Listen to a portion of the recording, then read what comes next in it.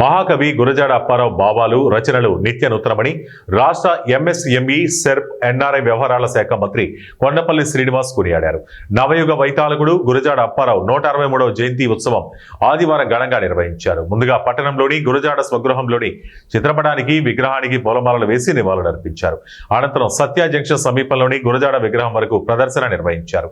ఈ సందర్భంగా విద్యార్థులు గురజాడ దేశభక్తి గేయాలను ఆలపించారు. జంక్షన్లోని గురజాడ విగ్రహానికి పూలమాల వేసి నివాళులర్పించారు. ఈ సందర్భంగా ఏర్పాటు చేసిన జయంతి సభలో మంత్రి శ్రీనివాస్ మాట్లాడుతూ గురజాడ నిత్య స్మరణీయులని పేర్కొన్నారు. అందరికీ అర్థమయ్యే వాడుక భాషలో చేసిన ఆయన రచనలు కలకాలం నిలిచి ఉంటాయన్నారు. 100 ఏళ్ల క్రితమే గొప్ప ముందు చూపుతూ మహాకవి రచనలు చేశారని, ఆయన ఆశయాలు నేటికి స్ఫూర్తిదాయకమని పేర్కొన్నారు. దేశ ప్రధాని మోదీ సైతం గురజాడ రచనల నుంచి స్ఫూర్తి పొందారని, ఆయన రాసిన దేశభక్తి గేయాన్ని ప్రస్తావించిన విషయాన్ని ఈ సందర్భంగా మంత్రి గుర్తు చేశారు. గురజాడ జయంతిని రాష్ట్ర ఉత్సవంగా నిర్వహించేందుకు కృషి చేస్తున్నామని చెప్పారు. ఆయన జీవిత చరిత్ర, దేశభక్తి గేయాలను పాఠ్యాంశాలుగా చేర్చాలని సూచించారు. అభినందించాల్సిన విషయం. ఆయనకున్నటువంటి సోషలిస్ట్ భావాలన్నీ కూడా ఈ రోజుకి కూడా అవి లేటెస్టే. ఆ రోజు 150 సంవత్సరాల క్రితం రాశారు, కానీ ఈ రోజుకి కూడా అవి మనం ఆచరించాల్సినవే. ఎంత నాగరికత వచ్చినా కూడా అవి ఇంకా మనం ఆచరించాలి, ఇంకా మనం ఆయన ఫాలో అవ్వాలి అనే ఆలోచన చూసారా, దాన్నే మనం ఆయన అంత ముందు చూపుతో రాశారు. ప్రతి మానవ సంబంధాలు ప్రతి ఒక్కరికి ఇంపార్టెంట్. మనిషిని మంచిగా ప్రేమించాలి, దేశాన్ని ప్రేమించాలి, మతాలు పక్కన పెట్టాలి. ఇవన్నీ కూడా ఒక మంచి ఆలోచనతో అందరికీ అర్థమయ్యే భాషలో రాసినటువంటి గురజాడ అప్పారావు గారు చాలా గొప్ప వ్యక్తి.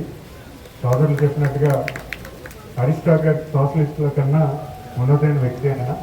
అయితే చిన్న తప్పుదం జరిగింది, దాన్ని వెంటనే మేము కరెక్ట్ చేయడం కూడా ప్రయత్నించాము, కానీ వెంటనే దానికి రెస్పాన్స్ రాలేదు. బట్ డెఫినెట్గా దానికి మనకి నెక్స్ట్ 1 monthలో దానికి ఆర్డర్ వచ్చేలాగా మేము కార్యాచరణ చేశాము. అంతేకాకుండా ఈరోజు ముఖ్యంగా మన విజయనగరం జిల్లాలో కూడా మనం ఆయన గొప్పతనాన్ని చెప్పుకోవాల్సిన అవసరం ఉంది. ప్రతి స్కూల్లో కూడా మనం ఫోటో పెట్టుకున్నామని ఒక కార్యాచరణ లాస్ట్ ఇయర్ అనుకున్నాము, అది మనం అమలు చేసుకోలేదు. ఖచ్చితంగా అది అమలు చేసి ప్రతి స్టూడెంట్కి కూడా మనకి జిల్లా నుంచి వచ్చినట్టు ప్రాముఖ్యమైన వ్యక్తి గురించి, గురజాడ అప్పారావు గురించి అందరికీ తెలియజేసేలాగా డిఓ గారు కూడా రిక్వెస్ట్ చేస్తున్నారు. మీరు దాన్ని ఎలాగ కలెక్టర్ గారు గైడెన్స్తోని దాన్ని ఎలాగ కార్యాచరణ చేస్తారో మాకు ఇన్పుట్ ఇస్తే మేము దాన్ని యాక్షన్ ప్లాన్ తీసుకొని దాని బడ్జెట్ని కూడా మేము ప్లాన్ చేసుకుంటాము.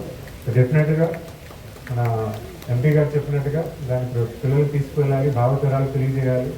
ఆయన రాసినటువంటి సింపుల్ ఈ పాటలు కూడా పబ్లిక్ మన స్కూల్స్లో కూడా కొంచెం ముందుకు తీసుకువెళ్ళగలిగితే చాలా మంచి ఆలోచన. ఇదంతా కూడా గౌరవం ఖచ్చితంగా మన కల్చర్లో కూడా మన కల్చరల్ మినిస్ట్రీ డిపార్ట్మెంట్కి కూడా గౌరవ కలెక్టర్ గారిని రిక్వెస్ట్ చేస్తున్నాను.